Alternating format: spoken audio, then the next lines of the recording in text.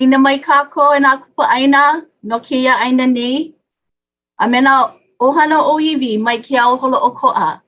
O wau no hoi o Leināʻala Medeiros, no o ahu alua mai au. O wau ka muli loa o kia kola abanga lawa o Sylvia Tampon. No honu uli au, kahi kau lana o ka mauna ka ala. Haaheo no au e hana malala o kia li Pauahi no kia la. Mahalo nui and aloha and welcome everyone to our Waiwai o nā Kūpuna, the opportunity to learn from our ancestors today throughout this whole day. Mahalo nui. I want to recognize our teams that opened up earlier. I know many of you might have had the opportunity last year to be with us, and it was really about education, as Nani had shared. But today we want to model, give examples of, and if you had an opportunity to participate in the hi'uwai, that's a small practice to begin and start with your ohana, yourself, and build within your communities throughout wherever it is you live. And then as you saw this morning with our vehena, our piko and our oli and our singing and our praises and aloha, small ways to engage through pule, something we all do every day. Mele, that's historical, that could be old and contemporary. It could be kahiko and modern, and many of you already do that. And then to offer opportunities to ho'okani guitar, pila, ho'okani pila, to involve yourself and immerse yourself. So today we're very, very excited at the opportunities of what we're gonna get to do. So with that, I'm very fortunate. I am Leināʻala Medeiros. I come to this, I get very emotional, so I apologize. I'm a crybaby, but I get very emotional when we talk about our ike ku'una and our traditional knowledge. And I was very fortunate to be not a very graceful young girl. So hula was my parents' attempt. Yes, hula, to get the hands and feet looking sweet like my sister. And what I didn't know was that hula would be the best education I would ever have. My late and beloved kumuhula is Leināʻala Kalamahaini of Nāpua o Likolehua. I'm a proud graduate of Papa Lehua Mamo from 2009. And I'm very excited to share with you. It was really through hula, and maybe you folks can relate. You know, you start hula, it starts as hands and feet. And then you start learning about places, wahipana, and you start learning about mo'olelo. And this isn't fiction, this isn't, people call it mythology, right? This is real life history. And then hula had led me to be a farmer, because you cannot always go like a billy goat and go up mountain and collect. You have to learn to build and create your own mala, your own hula mala. I learned to come back to our olelo Hawaii by olelo makuahine. I've learned to be an advocate politically and socially for us as Kanaka Oiwi. And I've had opportunities to travel the world and meet people through hula who have the same challenges as we do. How is it that we continue to thrive? Our kupuna have left us breadcrumbs. And so what I'm most excited about is today, in this summit, this one day will not make you the expert, right? It takes years of practice, but it is an opportunity to start.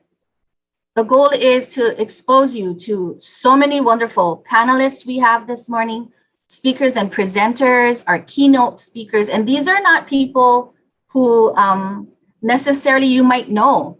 These are people who are hardworking underground, moving our communities through practices. And the goal really today is, with all of the challenges we've been having, how might we re-engage and remember, get back to a cultural practice that would help create balance and pono within yourself, for your ohana, to continue to be resilient, and all guided to us by our kupuna.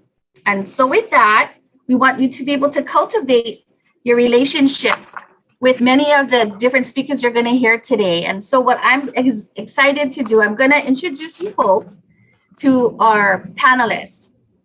And we know when we talk about a thriving lahui, it might look different, right? Our practices across the islands have such diverse, there is no right way, there is no one kula to learn it. ʻaʻohe paukaʻi ke kahalau hoʻokahi, right? So we know this. And so today's panel discussions is really going to be hearing about what our 4 panelists are actually doing and living. And before we start, I do want to just give a highlight. And of course, our panelists will be able to add to this mana'o. But I think a lot of people are wondering, when we understand there are different perspectives around the world of cultural practice, what does it mean to actually be a practitioner? Okay, so I will start by offering a mana'o that us as Hawaii, we are Hawaii imi loa. We never really arrive, right? We're always engaging, and there's this continuum where we might start something, like I did hula, and then it took me to language. And while my hula level skills might be okay, I might go all the way back, or I think I was not even on the spectrum or on the continuum sometimes, right?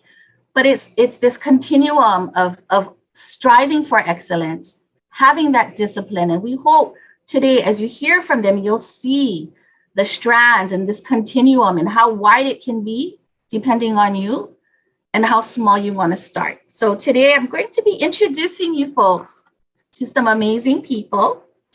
And the first person is Dr. Hokuleni Holt. She has been a kumu hula for Pa'u o Hi'iaka for over 45 years. She has devoted her professional and personal time to many aspects of Hawaiian culture throughout the islands and beyond. Hokuleni was a founding member and a parent and a director of Punana Leo o Maui Hawaiian Language Preschool. Whoop whoop, we're a Punana Leo Ohana too. And Dr. Hokuleni currently works at the University of Hawaii's Maui College as the director of Kahikina Okala Scholarship Program. Dr. Hokuleni continues to give tirelessly to her community and is an extremely proud person to be from Maui and of Hawaii. Aloha and welcome, Dr. Hokuleni Holt Padilla. Aloha mai kākou. Aloha. Our second panelist is Sean Pauahi Chun. He's a resident of Kauai and is a practitioner of various healing arts such as ho'oponopono, conflict resolution, la'au lapa'au, medicinal herbs, and lomi lomi, massage and physical therapy. He is dedicated to perpetuating healthy lifestyle practices through teaching and sharing traditional Hawaiian healing arts that are unique to the culture in order to build and establish a thriving, healthy community. In his talks, he honors and shares what he learned from his kumu, Kahuken Kamakia, Kumu Levan Ohei, and Papa Tom. Aloha kakahiake, Sean. Welcome this morning. E ano ai kako, aloha no. Aloha. Our third panelist, Elsie Ryder, a hula choreographer, in chant, percussion, and also a Hawaiian cultural consultant, is also a hula and chant practitioner who studied the Hawaiian traditional art of form and dance form from her kumu, John Ka'imikawa, for over 30 years. Elsie, along with Mel Enos, continue to teach and carry on hula chant, dances, and stories that come from the island of Molokai as far back as the 9th century through Halau Hula o Kukunokala, the Dance Academy of the Rays of Sun on the island of Oahu, Hawaii. Aloha and welcome, Elsie. Aloha, aloha mai. Aloha. And last but not ever the least, obviously we're going in Mo'okuauhau, right? We want to welcome Pōmaikaʻi Keawe. She is a Hawaiian music artist and educator who enjoys working with youth as a teacher, mentor, and administrator in church and in public and private educational institutions, which include many of our Hawaiian-focused charter and language immersion schools. Pōmaikaʻi continually seeks opportunities that allow her to serve and empower the Native Hawaiian communities. As a descendant of a Hawaiian music legend, Pōmaikaʻi continues to pave her own career path while perpetuating a legacy of music and aloha left to her by her grandmother, Jinoa Keawe. Aloha kakahiaka e Pōmaikaʻi. Aloha nui kako. Aloha. So this is our panelist for this morning. And In the next 90 minutes, we're hoping that we'll be able to cover a lot of information and giving you folks opportunities to hear from these people who live and practice. So I'm going to open it up to a panel question for you to keep in mind as you share. As you tell your mo'olelo, how has your practice helped you to grow and maintain that personal sense of balance and wellness and improve your total well-being physically, mentally, and spiritually?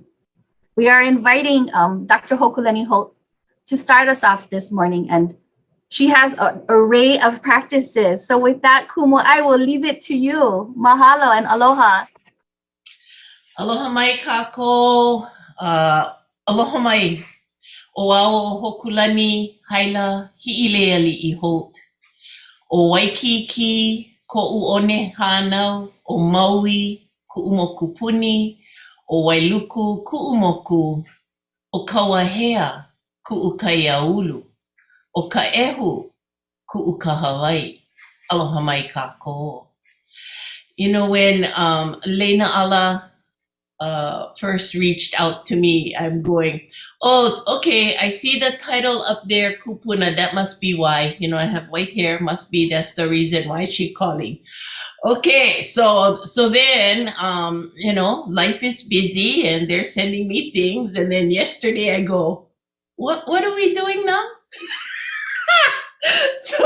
So we are, I'm really fortunate and glad to be here, and I'm happy to be able to talk story, you know, just a little bit, and perhaps share experiences that have come through my life that might be helpful in your life. So one of the questions that was posed to us also what had to do with how did this pathway begin? Yeah, where does it all come from? And did I envision being here as in the position that I am? So I would like to begin by saying I was very, very fortunate to be raised in a Hawaiian household with my tutu on Maui for much of my life. From baby time, almost from the hospital, until I was 5 years old, and every school vacation after, I was here on Maui.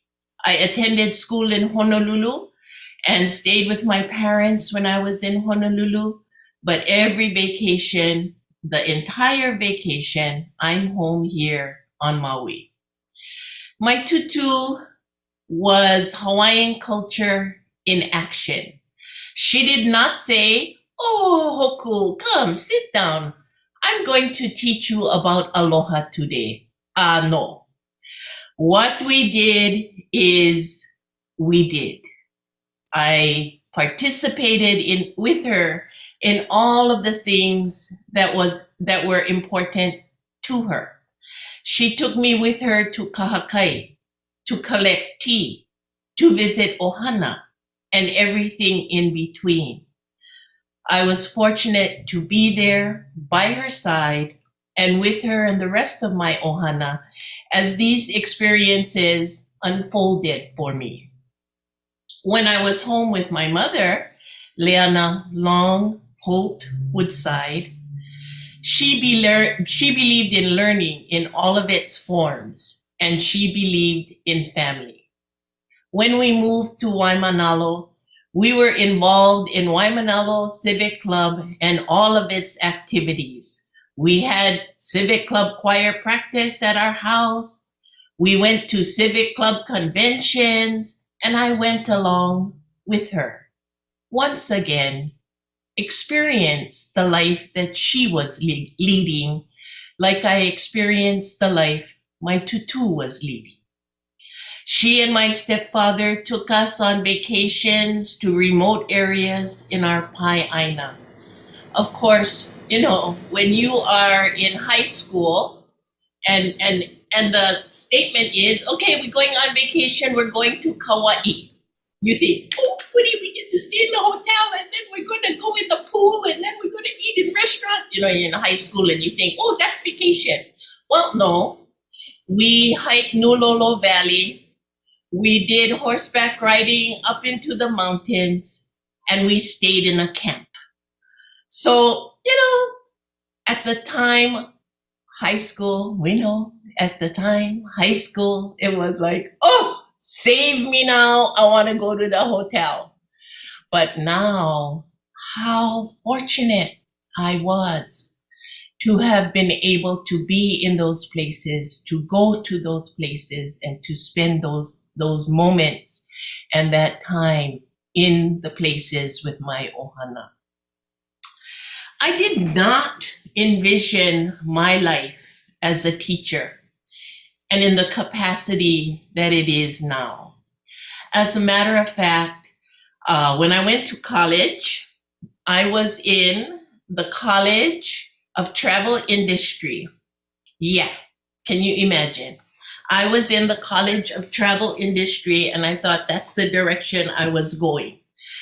Well, I don't know if it's fortunate or not fortunate, but I didn't finish college because I only fooled around and played and went to the beach.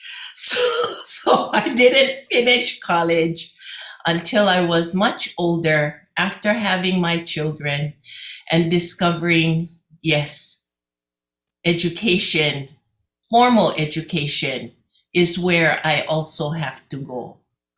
I believe in the people that surrounded me in my life growing up.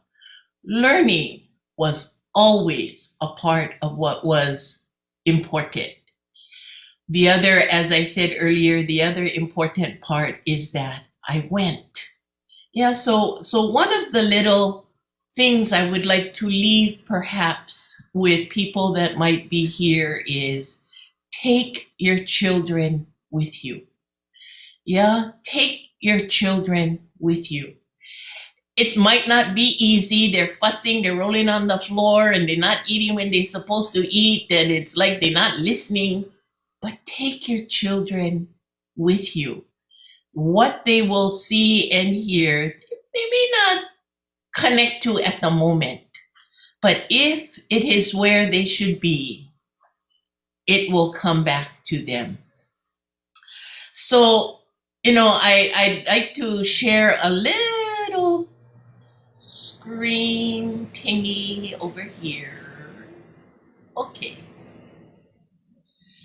For me, Hula has always been.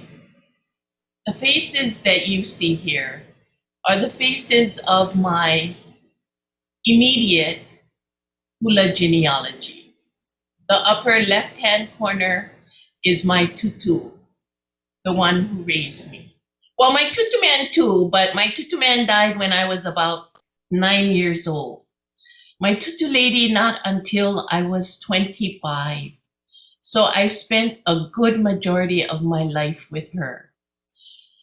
Her name is Ida Hōkōlani Holt, and she was the kumuhula of our ohana. To her right, to the next picture is my Auntie May Lobenstein. She was the eldest girl of the family. My tutu lady and tutu man had 15 children, 13 lived to adulthood, 7 girls and 8 boys. My Auntie May was the oldest girl. Next to her is my Auntie Kahili Long Cummings. She was born, lived, and died on Maui, always from Maui. And next to her is my mother. You know, we get like this, yeah, we get all uji when we talk about stuff like that. Sorry, get out the Kleenex. Leāʻana Ikaroze Lani o Maui, Long Holt, Woodside. This is the genealogy of our hula in this contemporary time. My teachers were my tutu, my Auntie Kahili, and my mother. The row below is the next 2 generations' legacy. Me, on the end, next to me is my cousin, Melia Lobenstein Carter. Next to her is my sister, Ulalia Woodside. And next to her is my son, Lono Padilla. So the next two generations of Kumuhula exist in this time. Hula was our legacy and continues to be our legacy. It is Hula that has continued to help me grow as a Hawaiian, not only as a Kumuhula, but as a Hawaiian. You know, Hula people, we kind of think like this. So everybody that's not Hula people, just know this is how we are. And for us, Hula is the nexus, the middle of all Hawaiian culture. Because Hula touches on every aspect of Hawaiian culture. Like Leināʻala was saying, there is lei making, there's plants, there's food, there's ceremony, there's clothing, there's travel, there's place names, there's wind names, all of these things are located in Hula. So I was fortunate that Hula is my cultural practice, because then radiating out from there becomes that which connects me to all other pieces of Hawaiian culture. I want to just take a little sidestep because she talked about Hawaiian language. My tutu lady and my tutu man were fluent in Hawaiian. They were literate in Hawaiian. They could read, write, speak in Hawaiian. They did not, however, teach their children or their grandchildren to be conversant. They were told, like all of our other Kūpuna, if your children learn Hawaiian, they will not be successful. They will not move forward. And so they believe that, because what parent wants to make a choice, think that they want to make a choice not to help their child be successful? So they did not teach them to be conversant. That doesn't mean they didn't learn it because of the immersion in the household, but they were not taught it. So it came down to my generation, and we end up 0, 0, 0, 0. Cannot read, cannot write, cannot speak. Yeah, so we end up 0 across the board. I was fortunate then to be raised with my tutus because they did teach me how to say simple phrases, how to pray in Hawaiian, how to greet in Hawaiian, but not to be conversant. So I didn't learn Hawaiian until I went to school. But I knew, because of the story shared by my tutu when she was growing up as a Hawaiian speaking person and going to school, that I never wanted any other Hawaiian to not be able to speak their language if they wanted to. So thus, as Leināʻala spoke about, Punana Leo coming to Maui was an important part of what continued on my journey of helping Hawaiian culture thrive. So has my practice of hula helped me to grow and to have a sense of personal balance or strength in my life? Absolutely. Not only physically, but mentally, emotionally, intellectually. Hula has always been in our ohana and in my life. You know, people ask me, oh, when did you start hula? My answer always is, I don't know. Hula always has been. My mother has pictures of me maybe about 3, 4 years old and I'm dancing hula. I have not a memory of that. But my memories probably began somewhere around 6 or 7 years old and has never stopped.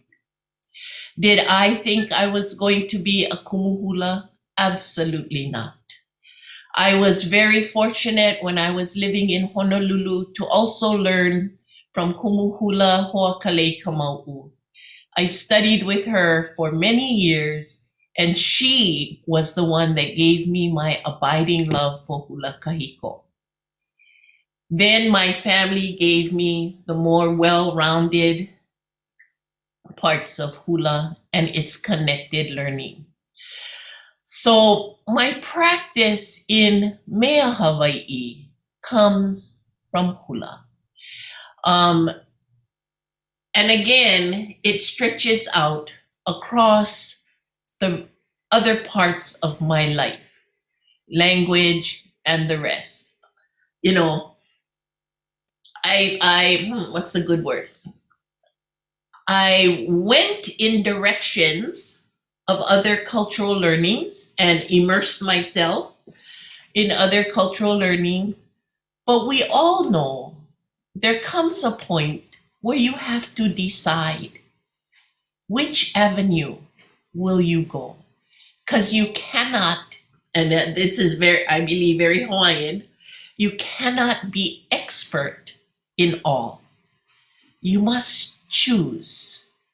And so, did I do kapa making? Yes. Did I do lua when I was younger and skinnier? Yes. But there came a time when choices had to be made in order to become expert. And my choice always brought me back to hula. And so hula will always be for me. So, you know, one of the things we are asked to think about is how does this help? What do you need to do in order to make culture a part of your life? How do we encourage others to embrace? My statement is always find a cultural practice, find a good teacher, and do it. There is no easy way. All of us who have spent our lives, all of us on this panel and who you will meet through the remainder of this summit will probably say the same thing. Have a good teacher, and then you have to do it. And so I am always grateful to all of my teachers who were patient with me, who saw me floundering and struggling in places that I was learning and had patience. Patience didn't always mean they give in. Absolutely not. They do not give in to your shortcomings. Patience means they spend more time with you to be able to make sure you succeed. So all I can say as I close off this little time that we have with one another is to say, whoever you are out there, if you are a parent, if you are a grandparent, if you are an auntie, if you are an uncle, if you are an older sibling, if you are a neighbor, take your children with you. Take them with you. It is not easy, no, but it is immensely important that they come, that they learn, okay, so because this is Hawaiian too, that they learn there is a time and a place for everything. This is not the time and the place for you to keep bugging me. This time and place, you have to sit quietly and listen. I will get to you at a later time. There's a time and a place for everything. I think all of us who do Hawaiian things know, our teachers knew and shared with us, there's a time and a place for everything. So take your children with you. Teach them the time and the place that is appropriate for where we are at the moment. Share them with your friends, with the people that are your teachers, that you look up to, that you love to listen to. They may not remember now, but there will come a time that they will remember. Then, if it is you, find a cultural practice that you love. You know, maybe you gotta try a few. Okay, maybe I'll go try this. Oh, I like this. I go try this one. Oh, I like this, but I think I like this other one. And then find a good teacher. And there is no shortcuts. All of our teachers will tell you there are no shortcuts in Hawaiian culture. There is only persistence. There is only time. And there is only practice. So with this short little presentation, I mahalo all of you for being with us today. And I mahalo the panelists, the rest of the panelists that said yes, they were going to come. I mahalo you for being here as well. And I look forward to hearing each and every one of you. Mahalo. Oh, he wahi mahalo nui e kumu. So beautiful. So many momi, right? You don't realize if just having your children with you and how things are not convenient and that perseverance you talk about and the time you spend, that's so precious, and the investment. So mahalo for those momi. And we're looking forward to practicing this fabulous advice, wonderful advice. Practice, find a teacher, and hana. Don't talk. Oh, I'm doing. Hana was Kumu's words.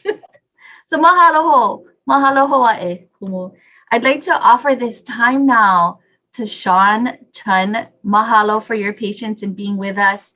I think in these times now, people are more concerned and focused on their wellness. And I think and I'm going to share some of our colleagues were sharing and talking about ho'oponopono and la'au lapa'au, like those are such sacred practices. And how do I actually start something like that? And so mahalo for being here today and sharing your ike and your traditions and offering ideas for our ohana out there to go ahead and get started and engaged. Mahalo. Aloha Shan. Oh, mahalo, aloha no. And mahalo for that ike that was just shared. Hard act to follow, but I agree wholeheartedly with everything she said. You know, take your keiki with you constantly, no matter what, yeah. The lessons will be learned, but they're not going to be forgotten. So that's so important. And, you know, so I'm Sean Chun. I live in Wailua, Kauai. I worked in various fields in the past. Hawaiian studies with the university here, KCC, horticulturalist with DLNR. And then I currently work for a Native Hawaiian health agency, Hola Lahui, Hawaii, as a culture outreach and education. So we do various things. Yeah, we have community groups, women's group, men's group, programs for children. We in the DOE, as well as the charter schools. And then so we have community classes. And a lot of it is surrounded around cultural practices, but not limited to, yeah. So it's all about that. And then, you know, I learned from various teachers. And I think just thinking about it, yeah. I think when we think about a kumu, and then we think about our interests, yeah, like you asked, how do we get into this particular thing? You know, in all retrospect, it really wasn't about the practice. It was about the connection I had with my kumu and how they spoke to me, because my experience maybe was a little bit different. You know, I learned one-on-one with them, spending time with them, getting to know their work, their habits, their family, you know, traveled with them, took care of them, a lot of time and sacrifice. And space and time away from family and work, to do these things. But the practice of learning, traditional healing, there's a process to learning it. And, I don't think you can get it sitting down in a classroom. I don't think you can get it on a weekend seminar. You cannot get it on YouTube, because the personal experiences you have when they take you and say, hey, come on, we gotta go work on this person, or sitting down having lunch, and then they look at you and they tell you, what's wrong with that person? Yeah, person walking by, and you go, what's wrong with that person? Then you gotta diagnose them. Yeah, mentally, emotionally, and spiritually. Yeah, and then you physically see what's wrong with them. But it was really, in the practices that I learned, I've learned many practices, because those kids, Ken Kamakia was a kahuna ha that really challenged me to learn. He told me, you gotta learn. He looked at me, one of the first times I met him, actually, or the first time I met him, he told me, you gotta learn everything. You gotta learn. And not that I need to learn or know everything, and I don't know everything. I don't even profess to be a healer or even a kahuna or anything like that. Yeah, I just happen to be in the right time, right place to learn from these people. But I think what I've learned is that when the student is ready, the teacher will appear. And that's basically what happened. Yeah, because of my interest in Hawaiian culture growing up, the things that I studied about, land and the ocean and plants, especially plants and stuff, I just had a natural inclination to understand these things, with the curious mind. And so when I met them, it wasn't really about, at first it's that attraction, right? You get attracted to that practice. But then I thought about it wasn't really about the practice. It was about them, on the lessons they taught me about life, on how to live life, how to manage stress, how to manage people, how to walk that path, of being what they were. Yeah, I can only wish I could be, and I think, what was passed down to me, they always say, hiala loli ko nakahuna. The priests have a narrow path. Well, it's definitely narrow, yeah. Because with this path, you got to really make choices. Yeah, you have a choice to learn. You have a choice, but but even so, each one gave me choice. They tell me you gotta choose koho'ia on what you want to do in life. So they train me, they teach me all these things, and I don't even know they're teaching me, to be honest with you. A lot of times they're just talking story, and they're telling me things, and they're telling me one story about this mountain. They tell me about when they used to fish outside of Kalanao, and they share their experiences with me in healing and things that happened to them. Not very well knowing, they're actually preparing me for this journey. Yeah. And then when those things actually happen to me, I turn around and they're not there because they're all gone.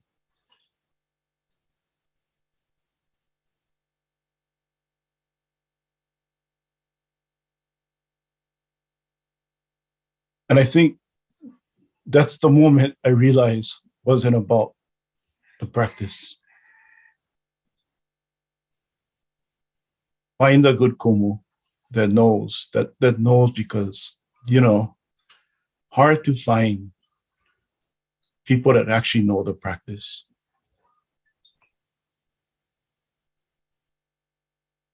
A lot of times the families don't even bother. A lot of times people only want. Yeah. But it takes time and dedication and commitment. And, they all ask me the same questions. They put me through all the same tests. I've been through it so many times, I already know.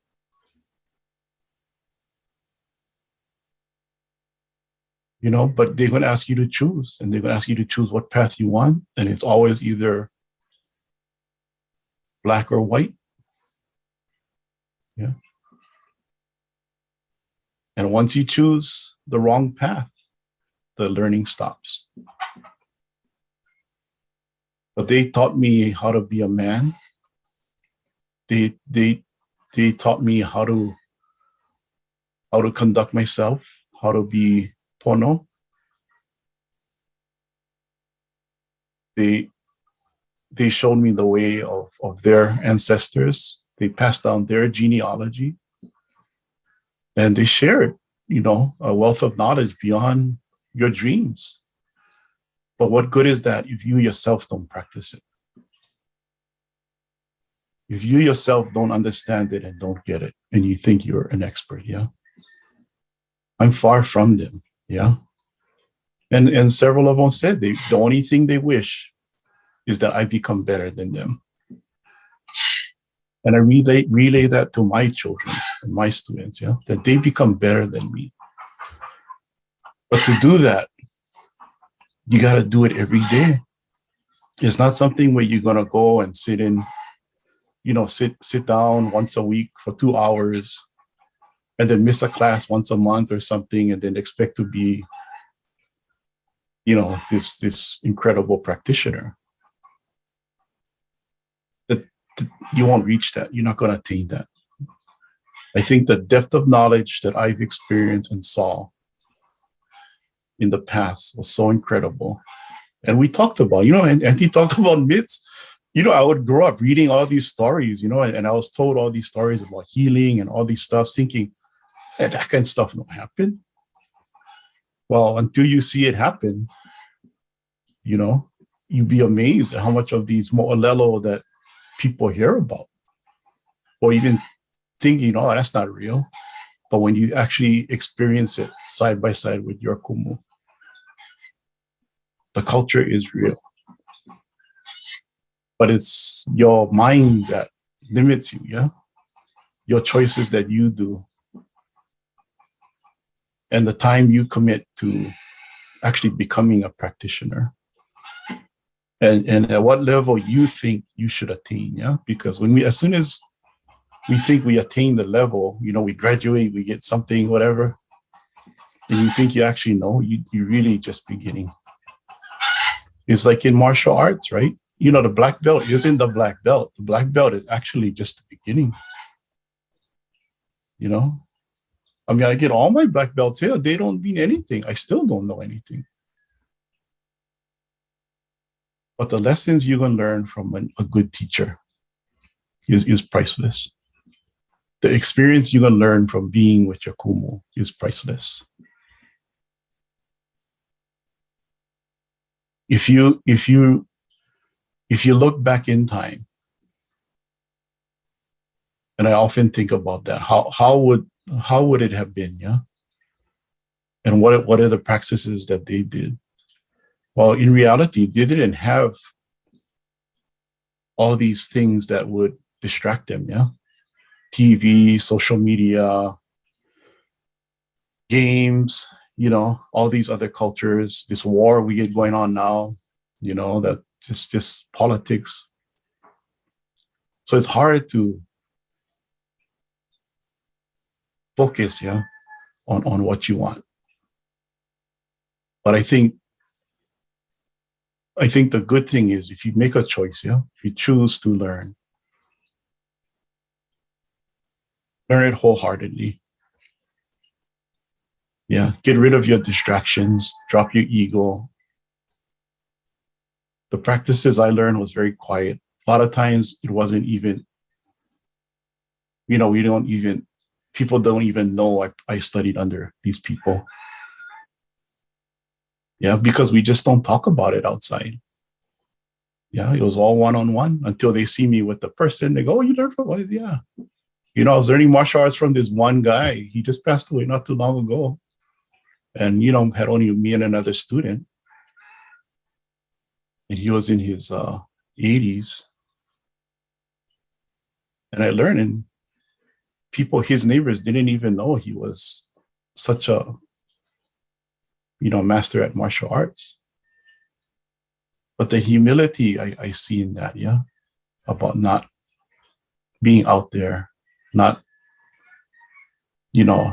it's not about them. The posts they put up, nobody, we don't do that.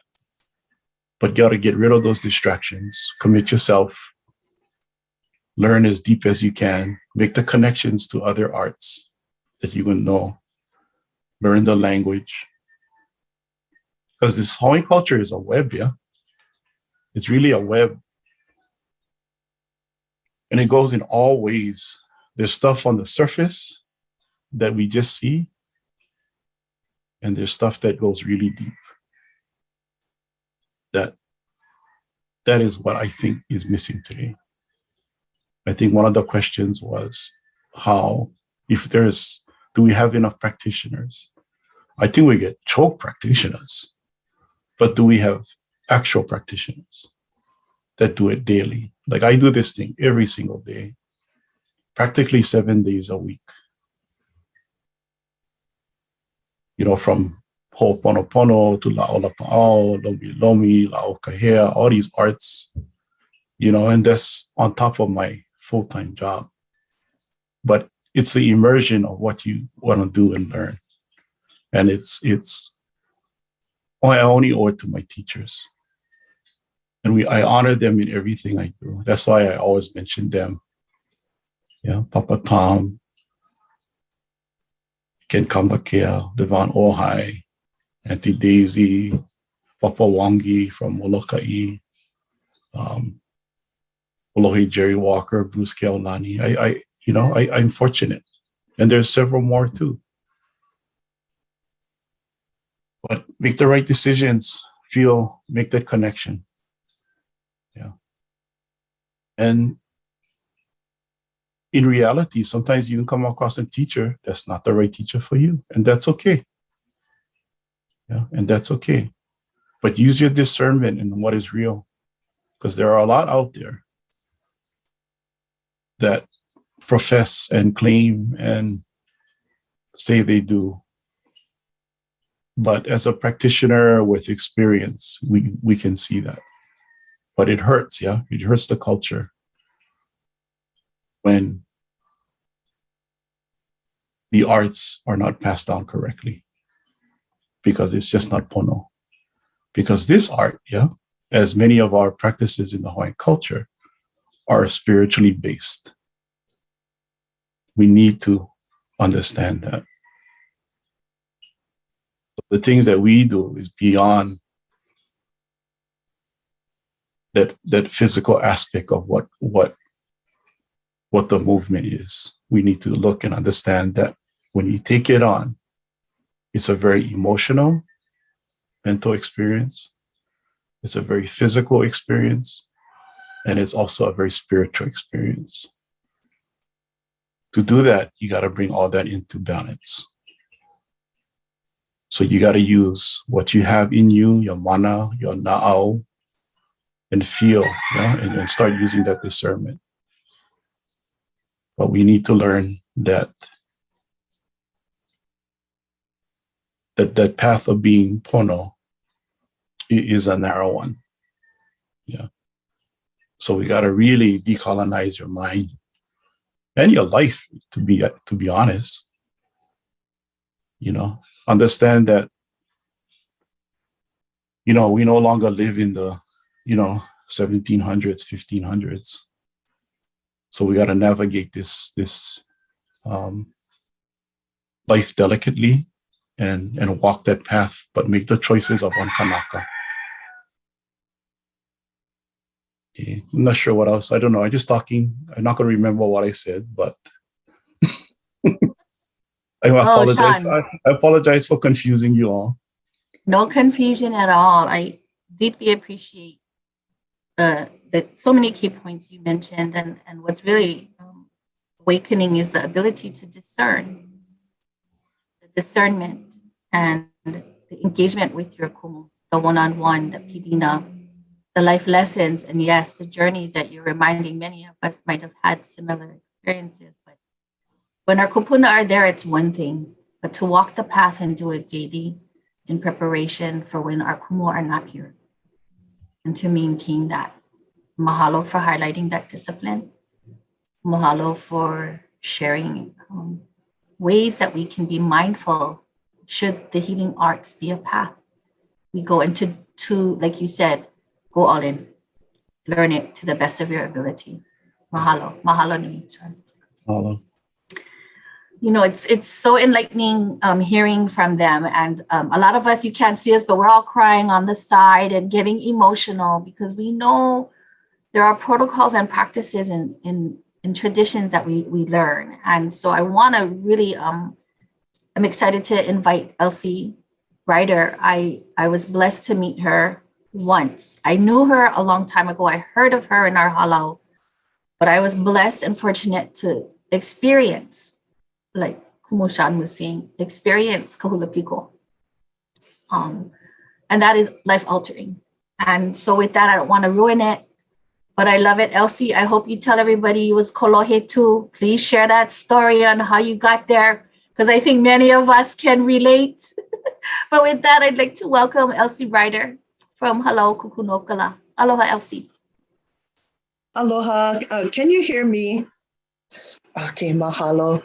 Mahalo nui, Sean, Auntie Hoku, for sharing your ike. Here I am contemplating what I'm going to say, you know?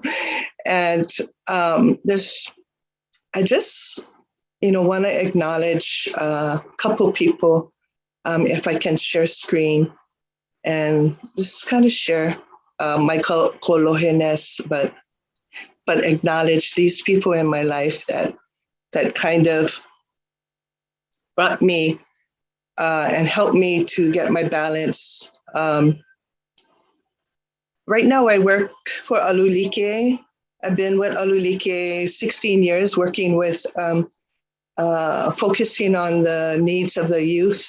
Not Kolohe youth, but our Hawaiian youth that need that extra support and help their families. And then I was with the DOE 19 years in Hawaiian studies, but all of this wouldn't have happened if it wasn't for my kumu, the ike of my kumu. So I love this picture of us together, if I can find them. Well, let me try. Kalamba, you guys see my imperfect practice. But anyway, let me see if I can find this real quick. Where you guys stay? Oh, wait.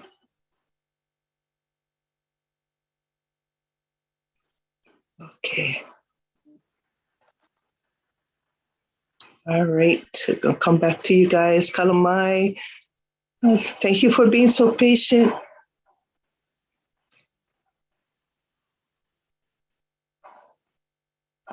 Can you guys see this picture?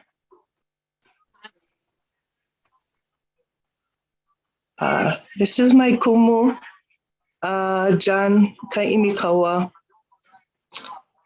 from Halau Hula o Kūpuna Kala.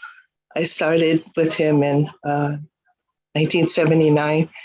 He was giving in classes at Leeward College, workshops. And along with another Halau brother who has passed, Sulu Tafa'oi Malo. We've been with John from 1979. And he is still, even though he's passed on, is such a gentle soul with so much mana and so much aloha for everybody. And his examples,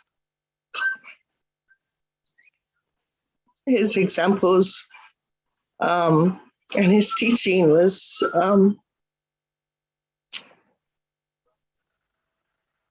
invited you, and it molded you to have the desire to be better, to have the desire to engage with the aina, with your Kūpuna.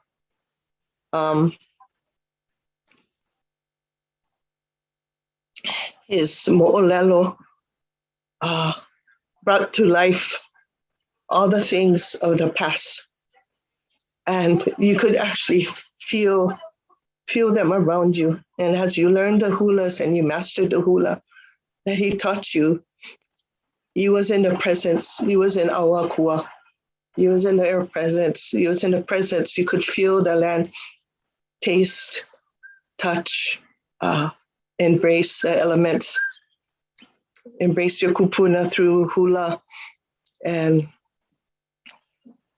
I was so grateful for him and the things that he taught.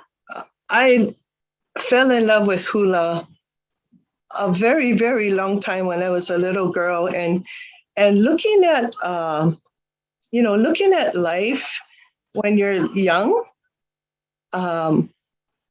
growing up in a family where I don't know if you guys see this. Can you see this picture? I'm going to stop share and I'm going to hano again. But everyday life at home with my family, my mother grew up in Palama, and their life there was pretty hard because her father died when prior to her being born. They lived in the poi factory in Palama because they knocked down their house during the war. And so they all moved into the poi factory. My mother's, she was raised by her mother, but also her tutu took care of her. So when she was a little girl, and this is my tutu. This is Kuluwai Maka. James Pihe Nui Ai Ali'i o Ke Kuna Kuluwai Maka Palea, who his life was, to us, when we look at practitioners today, our Kūpuna in the past, that was normal for them. It was not considered, they had certain kuleana that was given to them to carry forth. So my tutu was a genealogist as well. And so he was in the courts of Kamehameha IV and also during Kalakaua time. But my mother had the joy of, after the overthrow and my tutu went back home to live in Palama with my mother and his daughter, she had the joy of traveling with him to Bishop Museum, and when George Musselman created Lalani Hawaiian Village, my tutu was there. And so my mom would tell us mo'olelo, and I fell in love with this man from the mo'olelo that my mothers would share all about him, and we had genealogy and mo'olelo that she had that was bounded by her uncle, who was a lawyer, Archie Kahele, of the genealogy of our family. And I always remembered, I used to ask, Mama, can I look at the book? And I couldn't speak Hawaiian, I didn't understand the words, but yet every time she gave me permission, I would open the book and everything was in Hawaiian. And I would use my finger, try to follow and try to figure out, what is this word? But just the mo'oku'auhau, or the genealogy alone, was like a magnet to me. And so hearing his mo'olelo and having this mo'oku'auhau in our family, in our home was like that. It planted an ano in me, and as I grew, I'd always, listen to the stories my mother continually tell us about this man. And you talk about mentally, spiritually, physically in tune with a practice or in tune. My mother said my tutu would pule for hours out loud in Hawaiian. Oli, laugh, cry. And my mother is like sitting on and looking around and wondering, who is my tutu talking to? And it was something that was daily that she saw and witnessed of this Kūpuna, and having that lokahi and having that in tune with Kia Kua, the mo'olelo just kind of pulled me like, I want to learn how to be. I really want to learn how to have that lokahi. I really want to understand, my Kūpuna. So in a way, I was learning, but not until, as time went on, I wanted to learn hula kahiko. I started to see hula kahiko, and I was just like, okay, this is something that I can do, and also it can connect me to my tupuna, my grandpa. And I remember, this when I was in high school. We had an assignment, and so sorry, I'll try to hurry up. Kalamai Pōmai. Hurry. My high school years, I was given an assignment in Hawaiian studies, and everyone had to, choose someone to write about that was in their family.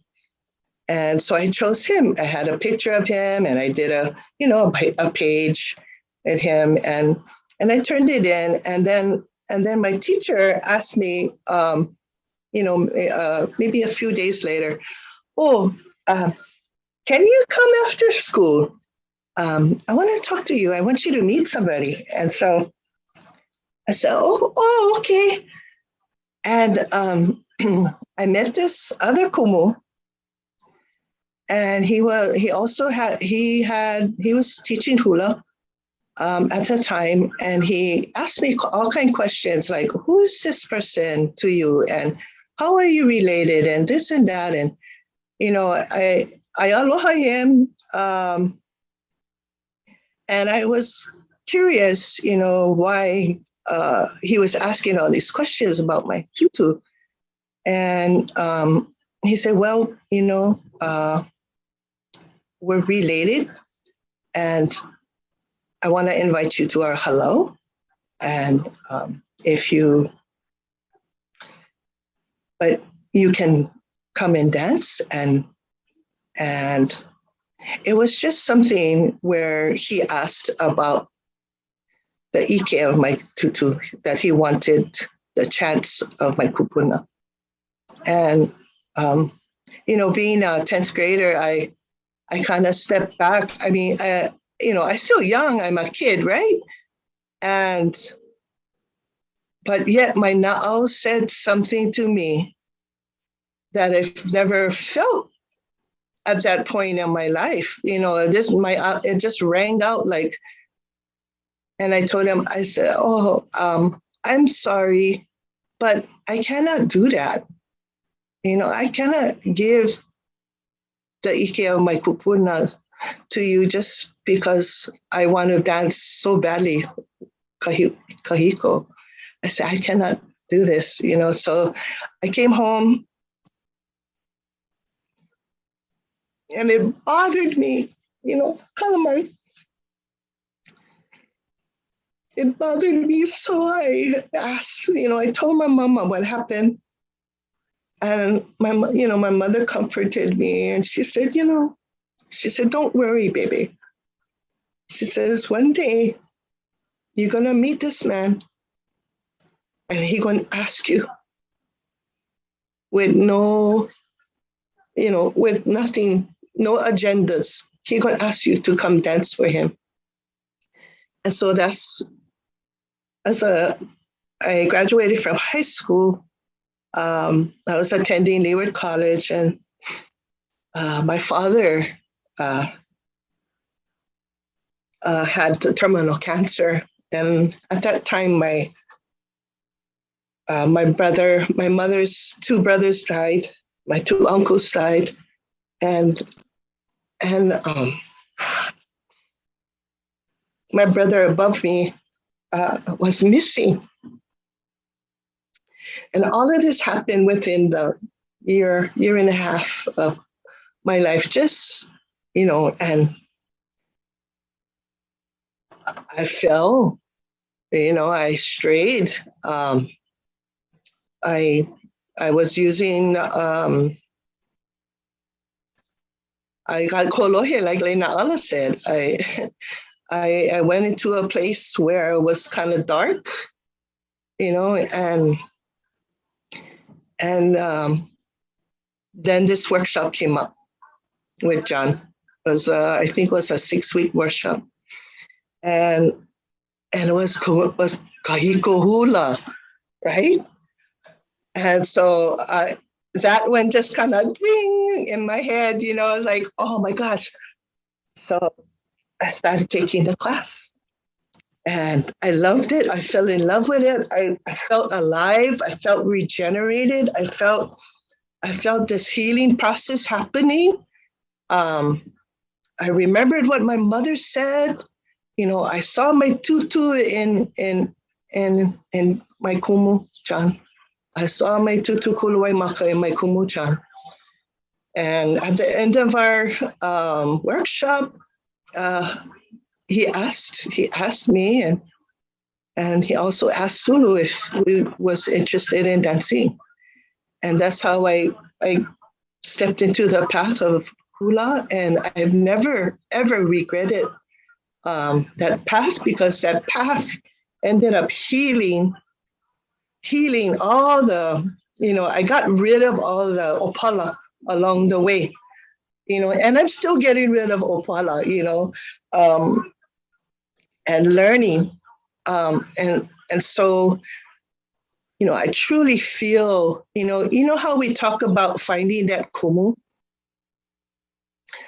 I believe in that, but I also believe in the kumu finding you, finding it in you. Like my tutu, I know he helped me. I acknowledge that. But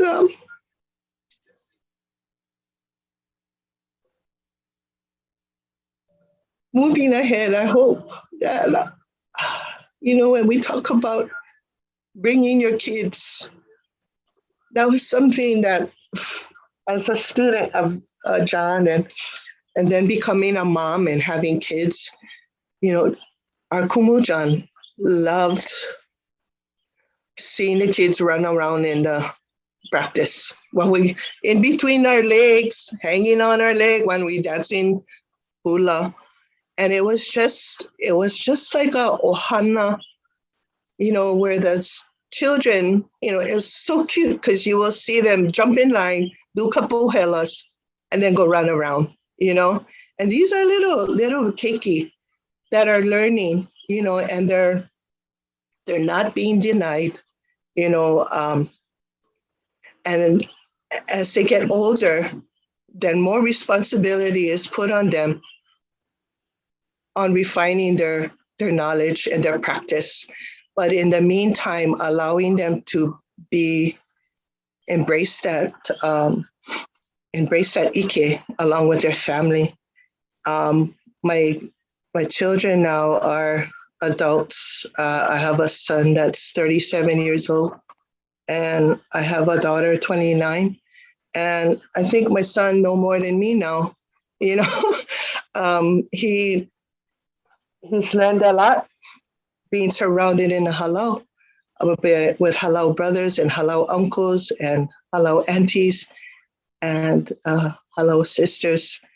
And, you know, I just acknowledge my kumu again, acknowledge my Kūpuna in all of this, as well as my mother and my father, that just practice being Hawaiian was a normal thing to them, you know. But that's just my share. And mahalo for the time. Thank you. Hi, Elsie. Mahalo nui yaʻoi. As you shared your story, I could hear everything Kumu Hokuleni was talking about, everything Kumu Chan was sharing. And to see through your genealogy, that's another practice as well. Just searching and researching within your ohana, but trusting you're not out to make decisions. And I appreciate you sharing, all of you, these very deep and personal stories. So those of us that are watching are mindful that it is a commitment and an engagement, and bringing kids around seems to be the theme. And so with that, I want to lead into how I met Pōmaikaʻi Keawe. I was a punana leo, a kawat punana leo o Honolulu. School had already started, not too far in. And this lovely wahine Hawaii comes, a little girl, she's lau, and she has a baby on her head. And she said, oh, aloha. You know, is it still too late to join? And we had only 2 openings. And this sister did all her hurdles, did everything she needed to do. She goes, I want this for my family. And I had no idea who she was. And I'm like, absolutely committed, family focused on everything. And little did I know, until we had a La Kūpuna day, who does she bring? Her tutu. And we're like, what? You know, the love of your tutu, who is really just your tutu sometimes, is how she explains it. But with that, I want to invite you all to hear our 4th panelist. This is Pōmaikaʻi Keawe. And so please take this time. We have lots of time for you. So please welcome her and enjoy this mo'olelo as well. Mahalo. Okay. Aloha mai kako. Can everyone hear me okay? Yes. Okay, Maikaʻi. I'm here. Well, o wau no o Pōmaikaʻi ma lie ke kuini aloha o Kalani Keawe, and no papa kolea mai au. And I'm here in the hale that I grew up in as a young girl. And behind me, you can see all of the home decor that was still here when I was bebe. And, you know, beautiful pictures of tutu and just little things that were given to her throughout our lives. At the top, you can't really see it totally, but that was a centerpiece from my graduation. Still there collecting dust. But it's in this hale that I was able, this was my school. Yeah, this was where I learned to do everything that I do. This is where I learned to be the person that I am. And so I'm really excited to share today. And one thing about being in the mo'oku auhau, I'm, you know, kamuli loa. I had some time to gather a lot of beautiful photos that I think tell my story the best. But it all started, I just wanted to start with this one picture. So bear with me as I try to share my mo'olelo through Ki'i and Vikio. Mahalo to Facebook for being my journal of where I leave everything important to me, because we love sharing those kinds of things, right? So all my pictures, I can easily just go to Facebook and pull everything off that's important to me. So I'm going to start with this picture, and then I'm going to play an audio if I can. I'm going to try to. So let's see. I'm going to share sound also. Okay. Can you all see this photo? Hi. Okay. And while you're looking at this photo, I'm just gonna play this quick clip, okay? Enjoy.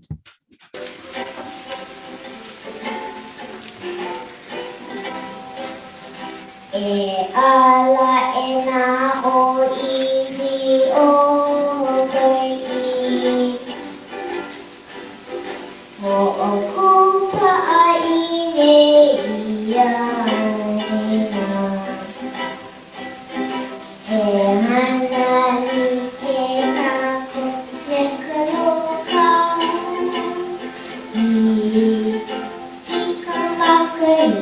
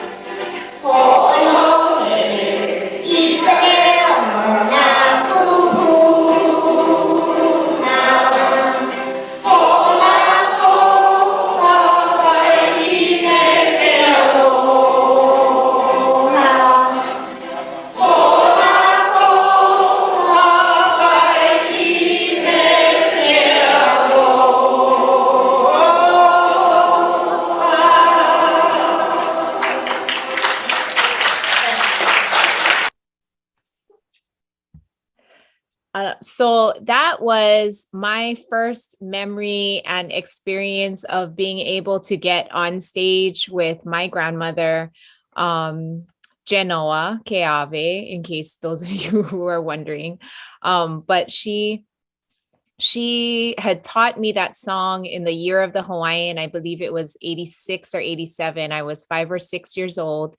And Kahu Wendell Silva had helped, and she helped to put this song together. And so that was the song, the theme song for that year, Ho'olako Hawaii. And she made sure to teach it to me. And if you listened to the words of that song, it's talking about uniting us and how important it is for us to listen to the words of our Kūpuna as we move forward and strengthen Lahui. And so that has been something that has my very first memory of ever getting on stage and playing ukulele and singing with her.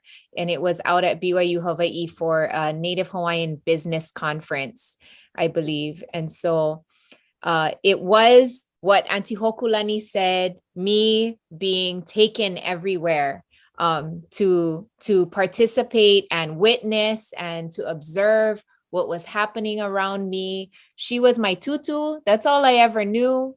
But later on, now in my later years, I realized that she was my kumu in that sense, because now everything that I do is what she had showed me. And so I had a wonderful experience being able to tag along, they say, yeah. And my dad was the number 12 of, number 11, kalamai, of 12 children. But the 12th child was stillborn, Uncle Sonny. So he was considered the bebe. And as such, he was the one that was always transporting Tutu to her gigs and wherever she needed to go, if she wanted to go visit family parties, whatever it may be.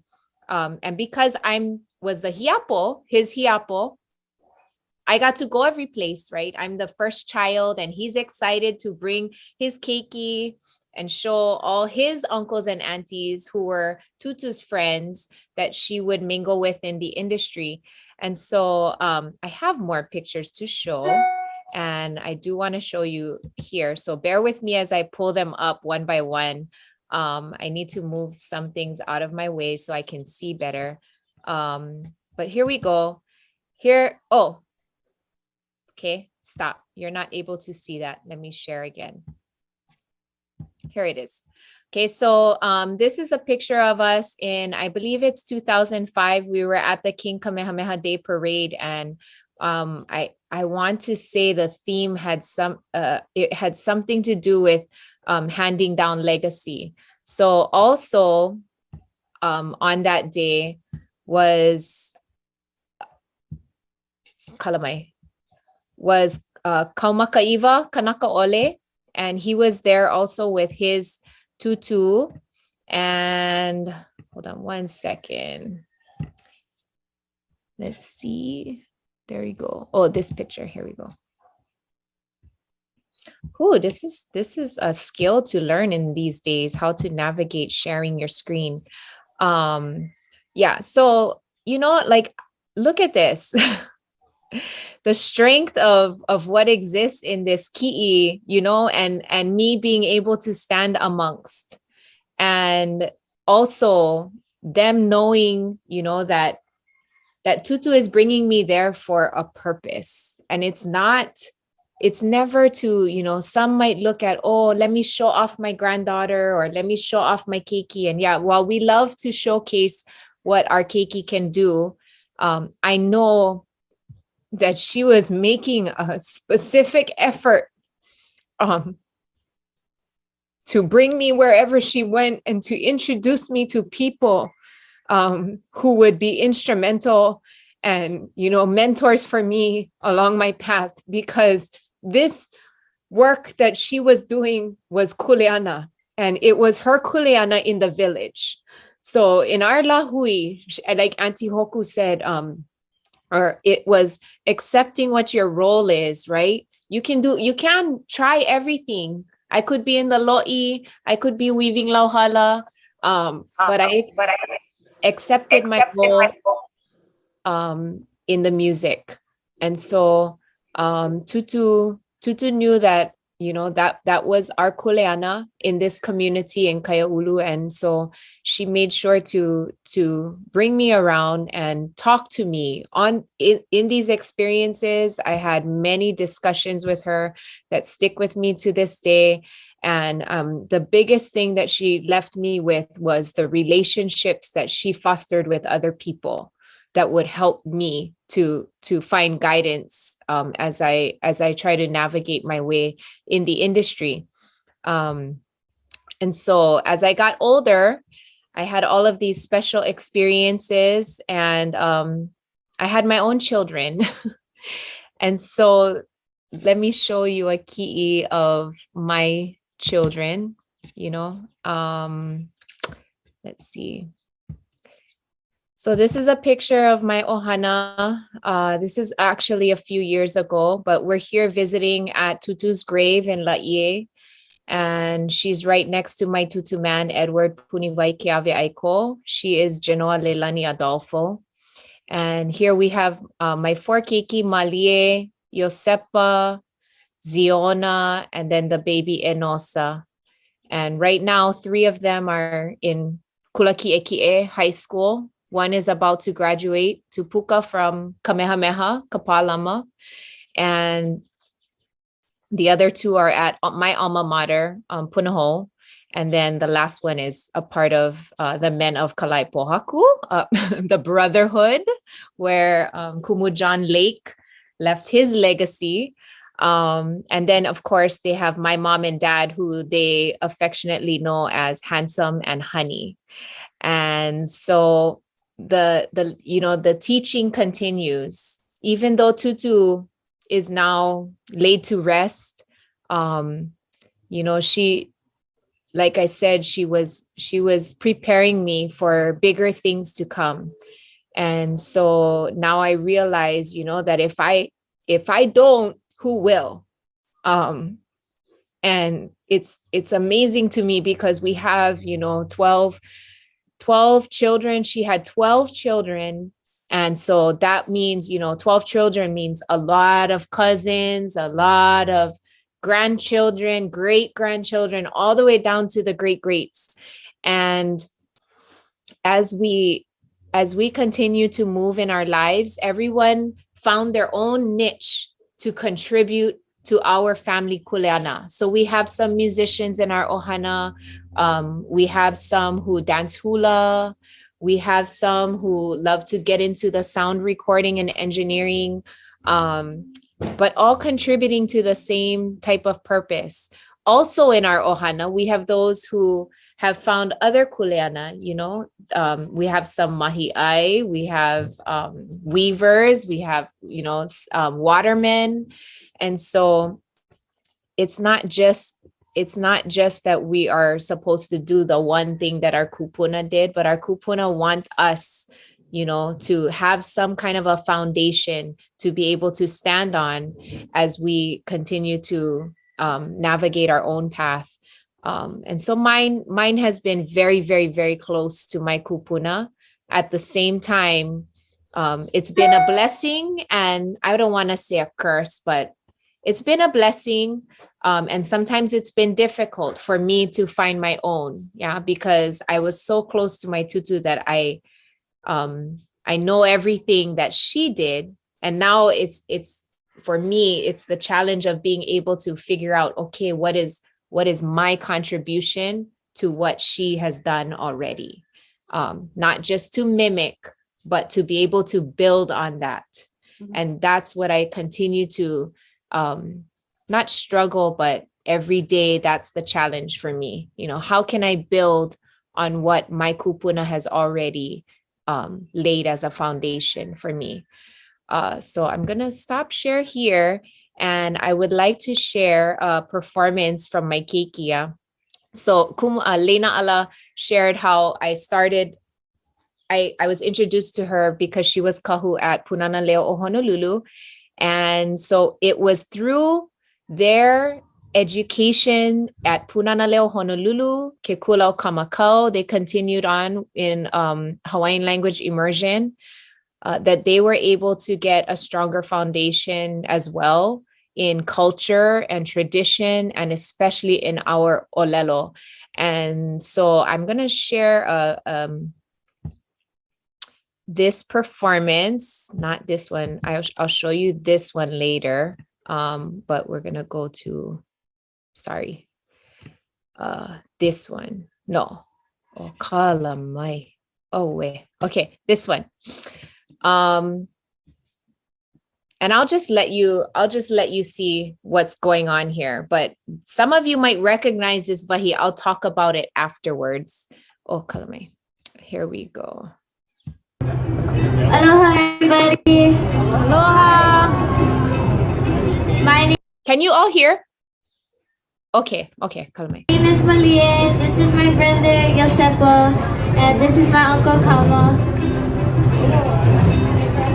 And this is my handsome. My handsome. My grandpa. Handsome. And my other uncle is the handsomer handsome. And tonight, for this short while, we will be performing some songs that we learned in school. Because we went on a field trip to Maui, and my friend's dad, Hōkōlani, taught us a couple of songs about Maui. Friend's uncle. My friend's uncle. He taught us all these songs for Maui. So I'm gonna stop it right here. Can you hear me? Okay. So what you just witnessed is me coaching from off stage. This is like my sport. Yeah. The children learn exactly the way I learn, where we just kind of get thrown into that seat and we just have to do. But around us, they have their Kūpuna, they have Anakala, the spirit of Tutu is there in that ki'i you can see behind. And then Mama is right in front of them saying, do it properly, say the right things, and they're left to introduce their mele and perform. And so this was about 2 years after Malie had started learning how to play Kika Kila with Alan Akaka. And yeah, I'll let you enjoy some of the song, and then I can move on to the next mo'olelo. And we really like them, so we're performing them tonight for you guys.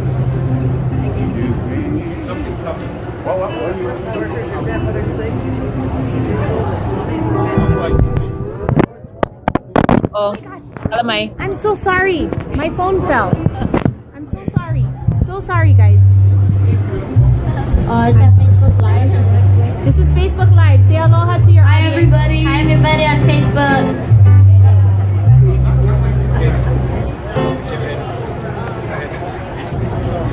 This song is called Hano Hano no o Hawaii, written by Alice Namakelua for the Kamehameha Day Parade for the Hawaii Island Float. And this song won first place in the contest.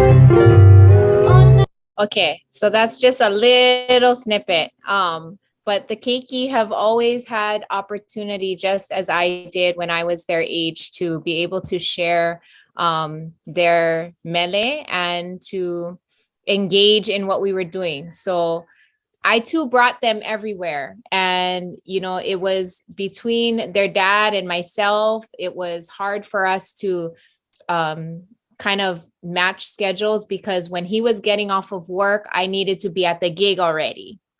So a lot of times the keiki would be with me and I would just bring them all to the gig, and the daddy would have to come to the gig and pick them up and take them home from there.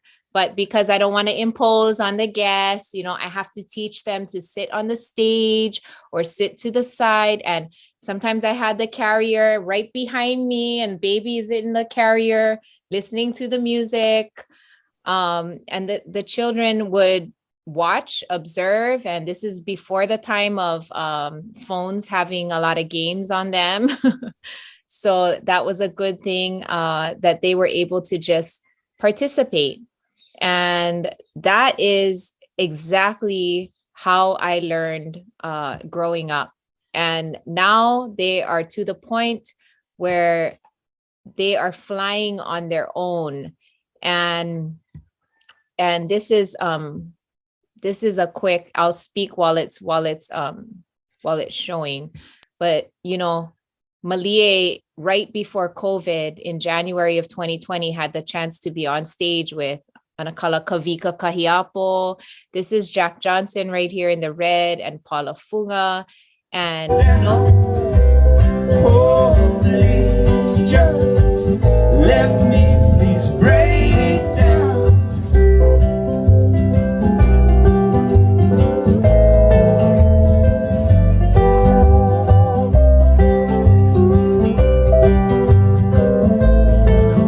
So our kuleana stretches far beyond just, you know, lahui. And sometimes it allows us to go out into other communities, kalamai, other communities and other lahui, and be able to share a little piece of us with all of them. And so, you know, one thing that I want to encourage all of you who are tuning in is, you know, it took me some time to be comfortable and to accept that my kuleana goes as far as what my Kūpuna was able to teach, and the rest is up to me to add on, to learn more. There are many, many times when I walked into a room and felt like I didn't know enough to be worthy of being there. I feel like I didn't get the university education, or I didn't, I didn't do the 12-week mentorship with a master of a specific culture. But then I had to step back and realize that I've had a lifetime of mentorship. And my entire life was about learning. And part of that learning was me being able to engage in family activities. And so Ohana is huge for us. And I wanted to share that, you know, while it's important for us to perpetuate culture in our practice, following the counsel, the teachings of your Kūpuna, the leo, ho'olohe na leo o na Kūpuna, ika leo o na Kūpuna is a big theme for me. What would Tutu say? You know, how would Tutu have handled this? And so a lot of what I do always goes back to, you know, my education in the home. And one of the things that was important in my home was, you know, the practice of just music in general, not just Hawaiian music, but music in general, and the power that it has to heal and to bring peace to people. And so we took our music, you know, while Tutu was strong in the Hawaiian music industry, she was also strong in her faith and her church. And so that's another area that we, part of my culture is also my faith and my belief. And that also comes from my Kūpuna, who is very strong in her faith and her belief. But moving forward, as I've continued in my life to be able to learn more, to share more, as I stand in spaces where I represent not just myself and who I am, it's never myself. when people are asking me to come and perform, yes, they're asking for me, but they're asking for everything that came before me as well. People long to hear the voice of our Kūpuna, and they find that in me. They long to hear the stories of our Kūpuna. They can find that in me if I make it a point to continue to tell those stories. And so as we turn our Hawaiian culture-based education into practice, I think it's important that we preserve many of those mo'olelo by continuing to share the stories. And one of the biggest skills or characteristics that I see in some of Hawaii's greatest musicians is that they're storytellers. They sing a song, but they explain why that song is being sung. Where did the song come from? Who wrote it?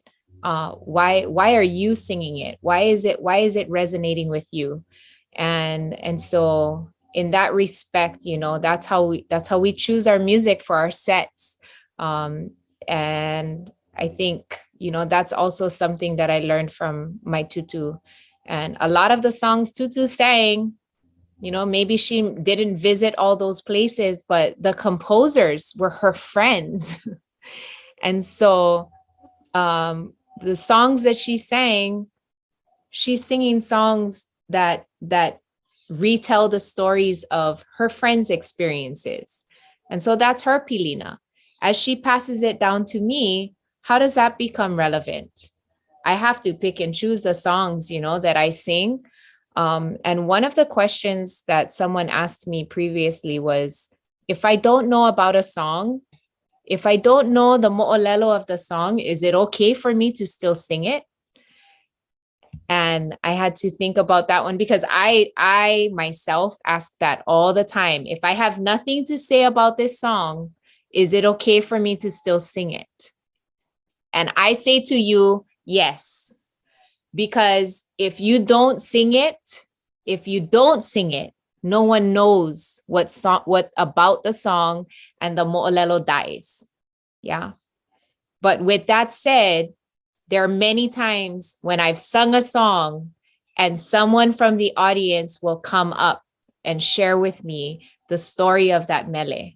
And so I would say to all of you, even if you're unsure about how to say something, even in Olelo Hawaii, many of us are not well-versed in our own Olelo.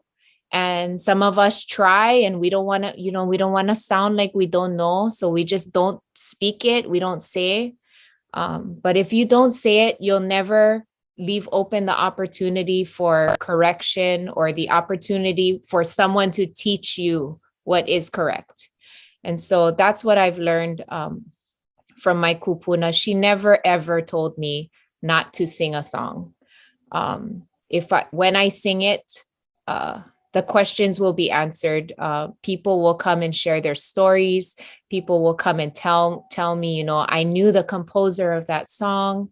And that's how the pilina between you and that mele will grow. And so continue to try, always with the intent that you know that there a teaching moment will come in being able to carry out the practice. And so anyway, I don't want to take up any more time. I want us to have discussion time. But I did want to leave with this, you know, as I have to close with Alika, but I'm going to make sure I close with this 2 short videos that I'm going to show you. And I want to show you this one video because I had the chance to go with Tutu to, I had the chance to go with her to Washington, D.C., where she was honored as a fellow by the National Endowment of the Arts. And so we got to perform on stage. So I'm going to share just a quick snippet of that. And then I'm going to show you, you know, today, what that looks like. Here you're going to see a video of myself on stage with Tutu, kind of in the shadows. And Tutu's in that light. and Tutu is performing. And it was always that she would, you know, start singing and then she would throw to me to try. But then the next video portrays, you know, kind of the next generation thing where I'm singing, but one of my keiki is trying to sing along with me while I'm singing on stage. And I thought it would be just a cute way to end off my segment, and we can talk story after this. Okay. So I hope you can hear okay. Let's see. Here it is. Right here.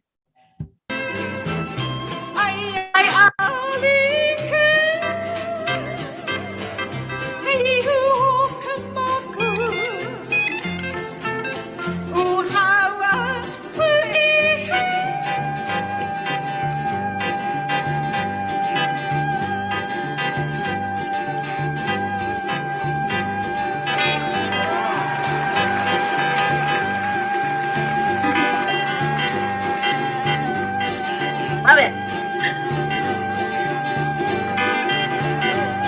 Oh.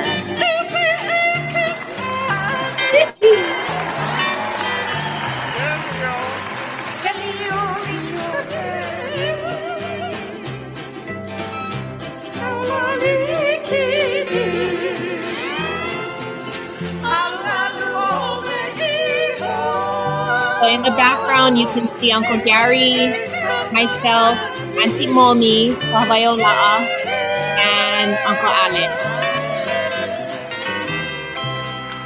Wow. Okay, fast forward to today, and kalamay.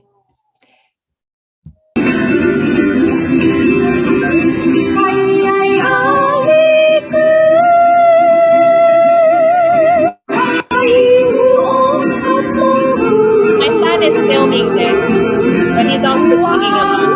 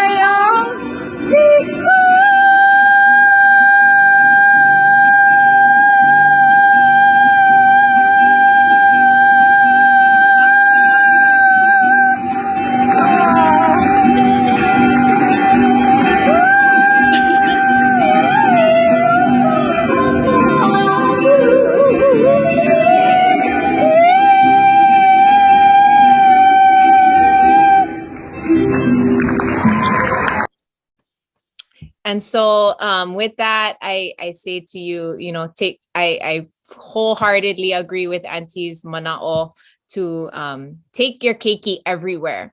I didn't instruct him to take that video. He did it on his own. I didn't find out about it until I watched.